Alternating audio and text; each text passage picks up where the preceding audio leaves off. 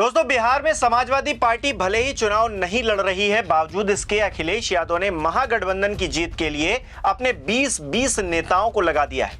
हाल ही में सपा ने अपने स्टार प्रचारकों की लिस्ट जारी की थी, जिसमें 3 महिला सांसदों की तिगड़ी सबसे ज्यादा चर्चाओं में आ गई है। अखिलेश यादव की ये महिला ब्रिगेड बिहार में एनडीए सरकार को उखाड़ फेंकने का दम भर रही है, जिसके आगे नीतीश सरकार का सबसे बड़ा दांव भी कैसे फीका पड़ता हुआ नजर आ रहा है।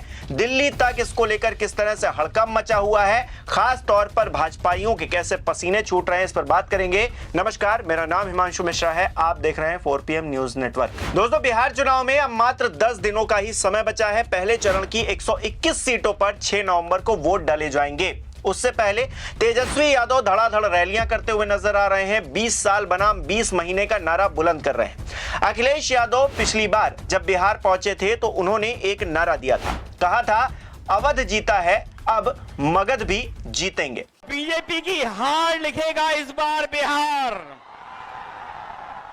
अभी चुनाव में हम लोगों ने मिलकर के अवध में हराया था। इस बार मगध में आपकी जिम्मेदारी है भारतीय जनता पार्टी को हराने के लिए। और अपने इसी नारे को साकार करने के लिए अब अखिलेश यादव ने 20 बेहतरीन नेताओं को चुनावी मैदान में उतार भी दिया है, जिसमें 3 महिला सांसद डिंपल यादव, इकरा हसन और प्रिया सरोज हैं। अखिलेश की ये महिला शक्ति बिहार में नीतीश के सारे बड़े सियासी दांव को पलट सकती है। दरअसल नीतीश सरकार ने मुख्यमंत्री महिला रोजगार योजना के तहत बिहार की महिलाओं को 10-10 हजार रुपए दिए हैं। ये एक गेम चेंजर साबित हो सकता है, क्योंकि मध्य प्रदेश से लेकर महाराष्ट्र तक ऐसे ही सियासी पैतरों से भाजपा ने चुनावी दिशा और दशा बदल कर रख दी थी। मध्य प्रदेश में आपको याद होगा कि एंटी इनकम्बेंसी और तमाम नेगेटिव रिएक्शंस के बावजूद शिवराज सिंह चौहान ने लाडली बहन योजना को अमली जामा पहनाकर चुनाव अपने नाम कर लिया। ये बात अलग है कि चुनाव जीतने के बाद मोदी शाह ने शिवराज सिंह चौहान से मुख्यमंत्री की कुर्सी ही छीन ली और यादव जी को दे दी। महाराष्ट्र में भी इसी तर्ज पर माझी बहना योजना करके एक योजना चलाई जा रही है, जिसका फायदा एनडीए को चुनावी तौर पर हुआ था। यहां भी शिंदे बेचारे मुख्यमंत्री जो थे उनको कुर्सी गंवानी पड़ी थी, उनको डिप्टी सीएम बना दिया गया था, उनका डिमोशन हो गया एक तरह से। बिहार में भी क्या यही खेला होने जा रहा है? महिलाओं के नाम पर पैसे देकर सत्ता पर कब्जा जमाने की कोशिश कर रही भारतीय जनता पार्टी कहीं नीतीश कुमार की कुर्सी भी ना छीन ले, इसकी प्रबल संभावना नजर आ रही है। लेकिन ये एक अलग चर्चा का विषय है। हालांकि ऐसा तब होगा जब एनडीए सरकार चुनाव जीतेगी, एनडीए की सरकार बिहार में बनेगी, और अगर सरकार बनेगी तो फिर नीतीश कुमार का क्या होगा, इसको लेकर चर्चा भी अभी से होने लगी है। प्रधानमंत्री जी से हम कहना चाहते हैं कि प्रधानमंत्री जी 11 साल से आप प्रधानमंत्री हैं, बिहार को आपने दिया क्या है? कुछ नहीं दिया। गुजरात के तुलना में लगाएंगे फैक्ट्री गुजरात में या विक्ट्री चाहिए बिहार में, ये नहीं होने वाला है। 10वां व्यक्ति जो है देश का वो बिहारी है, लेकिन उन्होंने बिहार के लिए क्या किया? केवल जो है बिहार को ठगने का काम किया प्रधानमंत्री जी ने। जितना उन्होंने गुजरात को दिया उसका 1% भी नरेंद्र मोदी जी ने बिहार को जो है नहीं दिया। तो बिहार की जनता बेवकूफ़ नहीं है, बिहार की जनता सब समझ चुकी है। हालांकि तेजस्वी यादव तैयार नजर आ रहे हैं। महागठबंधन अपने आप में पूरी तरीके से चुनावी मैदान में उतर चुका है। अखिलेश यादव ने भी महिला सांसदों की तिगड़ी को बिहार चुनाव में उतार दिया है, ताकि 10,000 रुपयों से जो ध्रुवीकरण हो सकता है महिलाओं के मद्देनजर, वो रोका जा सके। बिहार में महिलाओं की स्थिति किसी से छिपी हुई नहीं है। ऐसे में डिंपल यादव, इकरा हसन और प्रिया सरोज का चुनावी समर में प्रचार करना कारगर साबित हो सकता है। इन तीनों ही नेताओं के बारे में अब जान लीजिए कि आखिरकार ये इतने महत्वपूर्ण क्यों है। सबसे पहले डिंपल यादव की बात करेंगे। यूपी के पूर्व मुख्यमंत्री अखिलेश यादव की वो पत्नी है, स्वर्गीय मुलायम सिंह यादव की बहू। लखनऊ विश्वविद्यालय से कॉमर्स ग्रेजुएट हैं। डिंपल ने 2009 में फिरोजाबाद से पहली बार चुनाव लड़ा, लेकिन हार गई थी। 2012 में कन्नौज से उपचुनाव जीता, लोकसभा पहुंची और 2014 और 19 में भी यहीं से सांसद रही। 2022 में मुलायम सिंह यादव का निधन हो गया, जिसके बाद मैनपुरी से उन्होंने उपचुनाव जीता।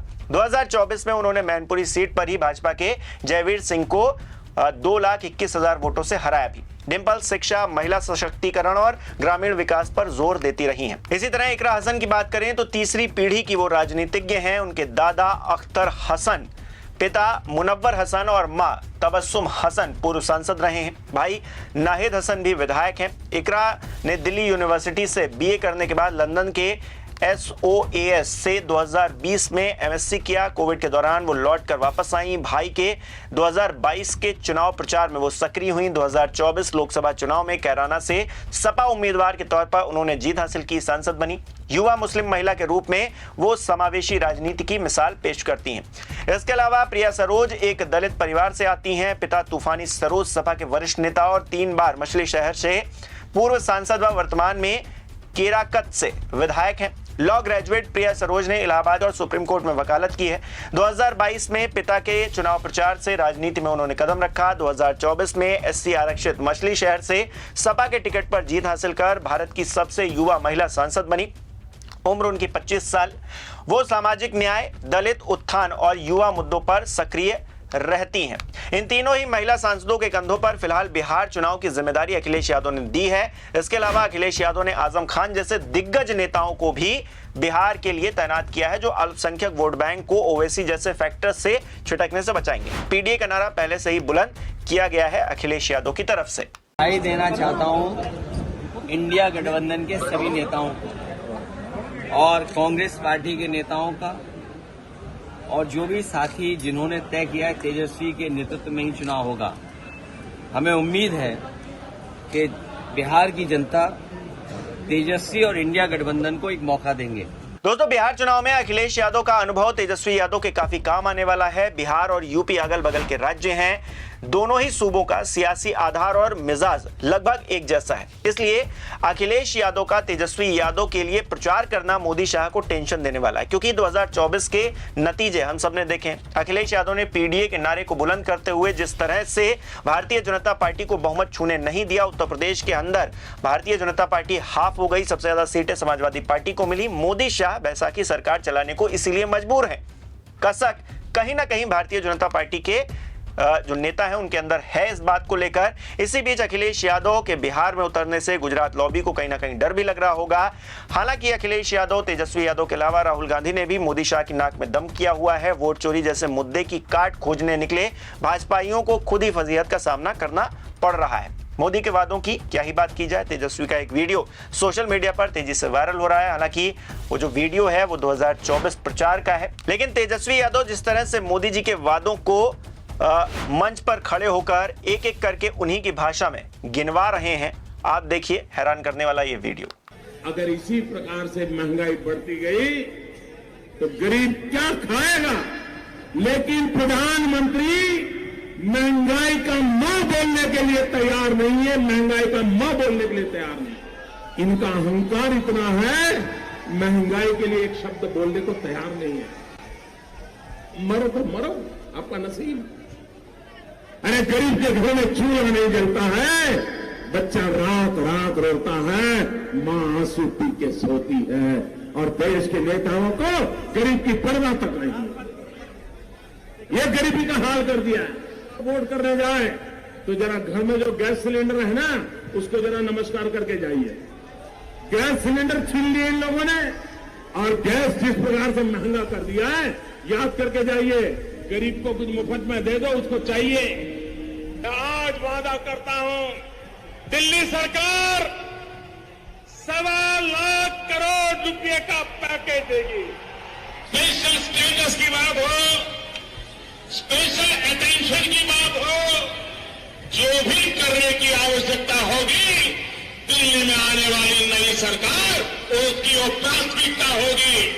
यहाँ पर एक शुगर की चीनी की मिल थी, ताले क्यों लग गए भाई? गन्ना करने की खेती करने वाले किसान का क्या हुआ? हिंदुस्तान के एक एक गरीब आदमी को मुफ्त में 15-20 लाख रुपए भी मिल जाए। एक एक पाई हिंदुस्तान की वापिस लाई जाएगी। मैंने सिर्फ देश से 50 दिन मांगे हैं, 50 दिन। अगर 30 दिसंबर के बाद कोई मेरी कमी रह जाए, कोई मेरी गलती निकल जाए, कोई मेरा गलत इरादा निकल जाए, आप जिस चौराहे में मुझे खड़ा करेंगे, मैं खड़ा होकर के देश जो सजा करेगा वो सजा भुगतने के लिए तैयार है। झूठ बोलो, बार बार झूठ बोलो, जो भी बोल सकते हैं सब झूठ बोलो, जहां भी बोल सकते हैं झूठ बोलो, जितनी बार बोल सकते हैं झूठ बोलो, किसी भी विषय पर बोलो तो सिर्फ और सिर्फ झूठ बोलो। एक ही काम, झूठ बोलो, झूठ बोलो, झूठ बोलो, बार बार बोलो, बार बार बोलो, बार बार बोलो, हर जगह पे बोलो और जोर जोर से बोलो। अरे हम तो फकीर आदमी हैं, झोला लेके चल पड़ेंगे जी। आप मुझे बताइए, अगर इसी प्रकार से महंगाई बढ़ती गई तो गरीब क्या खाएगा? जैसा कि पहले मैंने आपको बताया दोस्तों, ये लोकसभा चुनाव का वीडियो है, लेकिन मोदी के वादे अभी भी अधूरे ही हैं। ऐसे में बिहार चुनाव के वक्त भी वीडियो जमकर वायरल हो रहा है। आप इसे किस तरह से देखते हैं हमें कमेंट करके जरूर बताइए। इस वीडियो को लाइक करना, शेयर करना मत भूलिएगा। हमारे चैनल को सब्सक्राइब नहीं किया है तो वो भी जरूर कीजिएगा।